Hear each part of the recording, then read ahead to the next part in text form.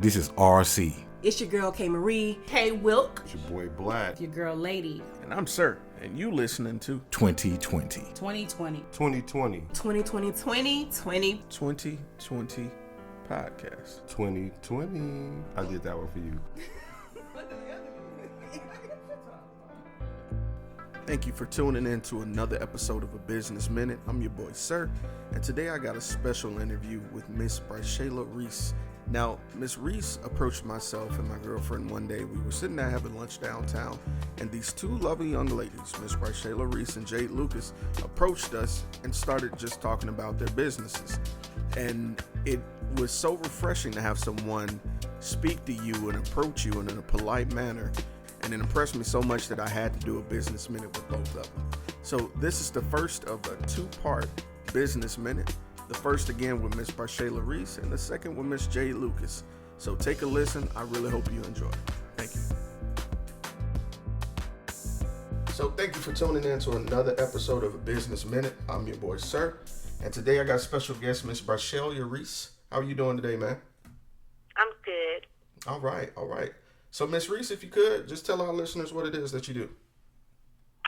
Well, I'm starting up a virgin hair company. Mm-hmm. It's called Craved Hair Extensions. And also, I'm a stylist, a natural hair stylist. I specialize in sew-ins. I pretty much do everything to braids, natural blowouts, anything in that sort. But I really like to focus on sew-ins and wigs and things to do with hair extensions. Okay, and that's awesome. So let me ask, how long have you been active as a stylist? I've been doing hair since I was a little girl. I started doing it professionally, like working in the shop when I was 17. I started off as a braider. And then the woman that I was working with, she actually showed me how to sew in because I was interested in sewing in and stuff like that. So right now my website is under construction. Okay. I'm looking for it to be up and running by May. Okay. But I still promote my business. Even though my website isn't up, I'll still promote and pass out cards, and I can still send off hair and have hair on hand, for the local people here, and too, if people from out of state or anything, I can still send hair off to them if they contact me through social media or through my number. Okay, and there's nothing wrong with having that as a goal coming up. Still being active, even if the internet doesn't work. Still being active, and your vision is still important. So that leads me to one of my favorite questions. What inspired you to start working in this field? Okay. So what inspired me to do hair was just me being a kid. I don't know. I guess it was just a gift from God, just doing hair as a kid. And then I moved to Mobile. I'm from California, so I moved to Mobile when I was 16. And I was introduced to this woman that worked in the shop, and she wanted me to be her braider. So from there, I started working with her. We became friends, and she taught me different things like how to sew in and stuff like that the right way, because I was already trying to do it as a kid, as a teenager, but she showed me the right way. And then a few of my friends started venturing off into businesses and stuff like that, and I started to realize that I was interested in starting my own business, and I do in the future want my own hair salon and hair store, in one.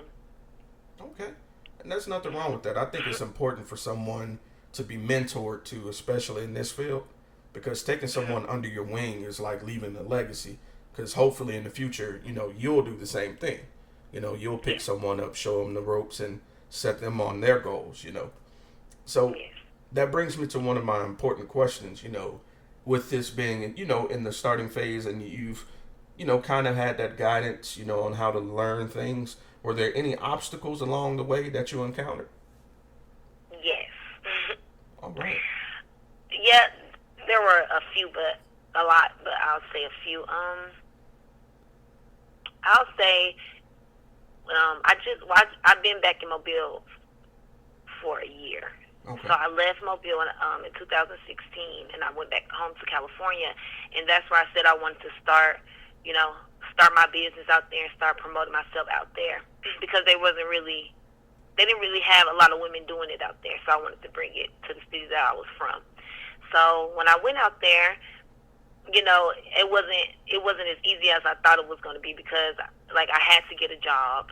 Right. So, and the job that I did have, like I never knew what time I would be off and stuff like that. So I didn't have time to really promote my hair business or promote myself like with doing hair and stuff like that. So it's kind of like I had to work to pay bills, and I wasn't able to like follow my dreams while I was there. And also another obstacle is like having income to invest in myself. Right. So it's like, okay, I need a job to make. I have to make money to to start a business and stuff like that. So it's like, okay, I need this job, but at the same time, it's like the job kind of like took over, and I couldn't focus on my business. Okay, no, that's definitely an experience that everyone understands. It takes money to make money. It's the same, and a lot of times when you're trying to find your foothold in things, sometimes you have to make sacrifices, in order to get closer to that dream, and that can be a hard decision. It can be a crossroad at times. So let me ask you more of a personal question. With doing this as a business, and you mentioned having to, seek employment and, just to get by on the day to day, did you manage to find, or how did you find that balance between work and personal life? Well, I quit my job. It wasn't a balance because, like, it was like in California, because of the cost of living out there, like I had to keep my job, and to live. So it was like it started to make me go into a depression because it's like I'm just working to pay bills, like I'm not doing what I want to do. So I just chose to quit my job, break my lease, ship my car, back to Mobile, and I just started over from there. And I need to focus, and I still do hair, so that's a source of income. But I'd rather do something I love than to be working and be depressed and stressed out, Ooh, amen to that. Yeah. Okay, I definitely respect that. Okay, so let me ask. You mentioned that you technically started this since being 17. So leading up to now, was there any experience that you found to be the most memorable? Anyone that just stood out the most to you that you can even remember as of today? Yeah, I have. Well, I have for the hair side, the doing the hair and for selling. Okay. So it was one experience, like when I was first starting out, before I moved to California, I was, searching for vendors, trying to find, good quality hair. And I thought I found a good vendor, but the vendor was not good. And I was telling the person that I was, dating at the time, like what I wanted to do and where I wanted to be and stuff like that. So he was trying to, like, the hair that I got in my head, it was very, like, horrible. So he didn't know that it was horrible because I would run to the bathroom, keep putting water on it and stuff like that. And we was out with one of his friends and their girlfriends one time. And, like, he was like, this is, you guys support her. This is her hair. Come touch it and stuff like that. And I was just like, no, this is not the hair. Like, I'm just still testing the hair, and that's just, like, that made me feel like, like, don't give up. Like, you still have to search, and look for the best quality of what you're doing. Like, it might be bad, but you just keep on pushing, and to find what you're looking for, Right. So that was one. And another one is with doing hair, because I was really doing good. Like the girl who I was working with, she was very popular and stuff like that. So she kind of like put me out there when I was, 17, like told me how to go pass out your car, you can get your clientele. She gave me some of her clientele and stuff like that. And I was really doing good before I went back to California. So a girl from Texas would come, like she was from Texas, and she would like get on a plane just to come down here and get her hair done by me. So it's like, the world is bigger than Mobile. Like, people, if they support you, they like your work, they'll come fly you out, or they'll fly to come support you, as long as you keep pushing and keep trying. And another one, when I first, so my new vendor that I have that's actually good hair, I've been using the hair since I was in California, so that was 3 years ago. So when I went back, when I came back to Mobile, one of my old clients from Mississippi, she ordered the hair for me, and and that was like the first person I sold to in Mobile. So when she texted me, like, I thought she was gonna say like, oh, something was wrong with the hair that she didn't like it, or something like that. But she just texted me and said, like, I just love my hair so much, and I tell everybody to get their hair from you. Like, it's so what I'm saying, it's so wonderful, and that made me like really happy. Like, okay, I got a good vendor, and and the customer's satisfied. At the end of the day, that's fine. Yeah, that's really what stands out. And it's funny when you start a business. I will admit this myself. Whenever you get feedback, why is it that we automatically expect the worst? I'm guilty of it. Do not feel bad, but we always do that as a collective. We feel like we're about to get bad news, and it's kind of relieving when you get just the opposite. You find out someone day is made, just by the transaction that you done. So kudos to you on that. Kudos. All right. So on the flip side of that question, with every high there's a low. So was there at any one point in time that you feel that you wouldn't be successful? And if so, who or what changed your mind? When I was in California, I felt like I was trapped into that job.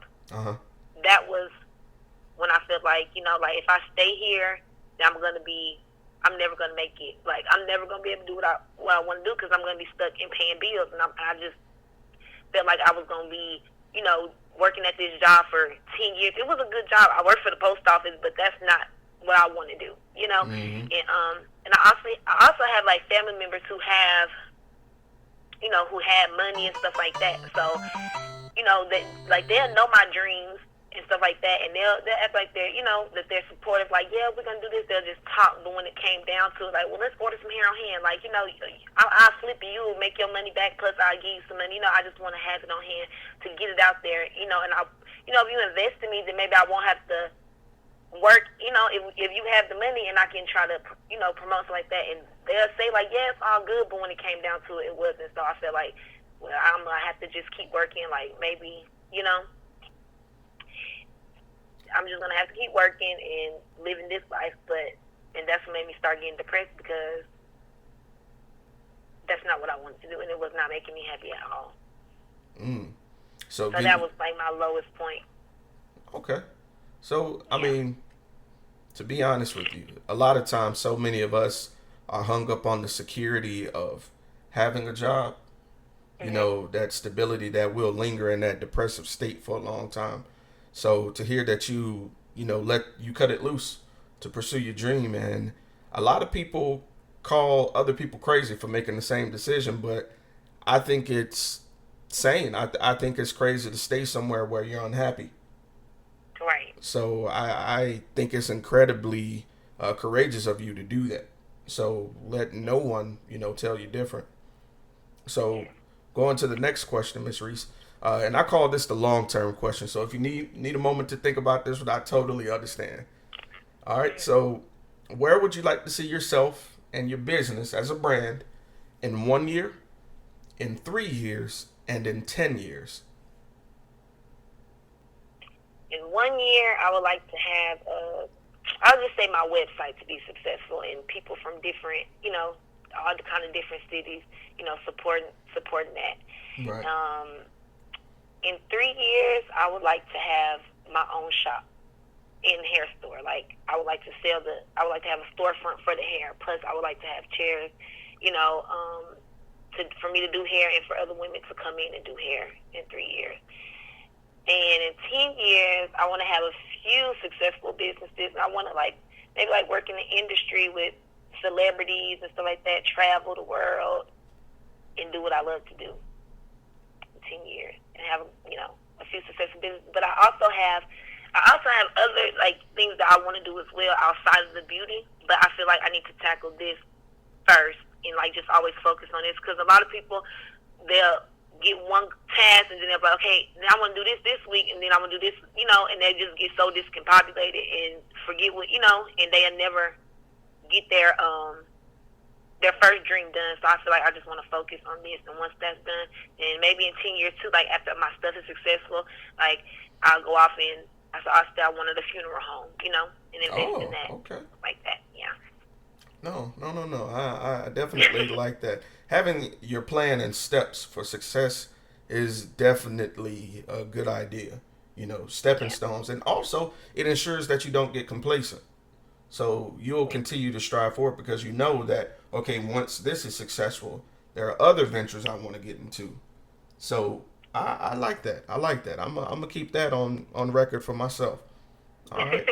So Ms. Reese, this brings us to our last question, and this one is truly my favorite one because I dedicate this one to that person that's listening who's a little bit afraid or just maybe nervous about starting their own business. So what words of encouragement would you have for them who are just starting out? They're right before they take that leap of faith on themselves. What would you tell them before they got started? I would tell them to write down their dreams. You know, write them down. Like, write down the things that you want to do. Write down the steps that's going to take you to get to where you want to be, and actually put action behind it and just do it. Like, you just have to do it. You have to get out there.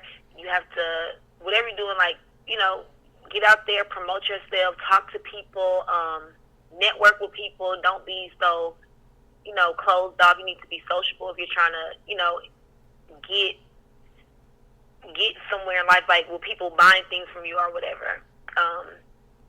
And just have an open mind and don't have a small mind. Don't think about just your city. Kind of think bigger than that. And like, if even the people in your city, because Mobile is a city, especially if they're from Mobile is a city that they support who they want to support, like if you're popular or something like that. Right. So don't let that discourage you.